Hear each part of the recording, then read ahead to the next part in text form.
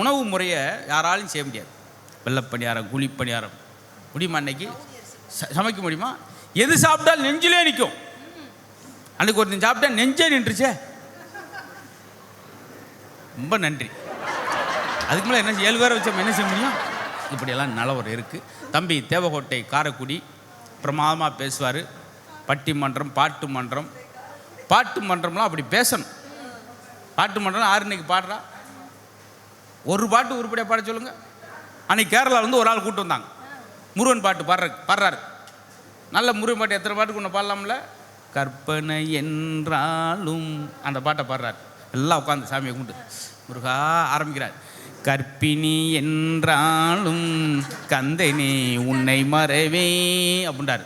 ஏன்டா நாங்கள் நிற மாதம் வந்து உட்காந்துருக்கோம், பொண்ணு டெலிவரிக்காக கூப்பிட்டு வர சொன்னால் உன்ட்ட டெலிவரி நல்லா இல்லையா தம்பி?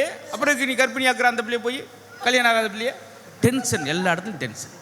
அப்படி வந்து ஆமாம் தேவகோட்டையிலேருந்து வந்திருக்காரு. ஏதோ தேவையில்லாமல் வந்திருக்காருன்னு நினைக்காங்க.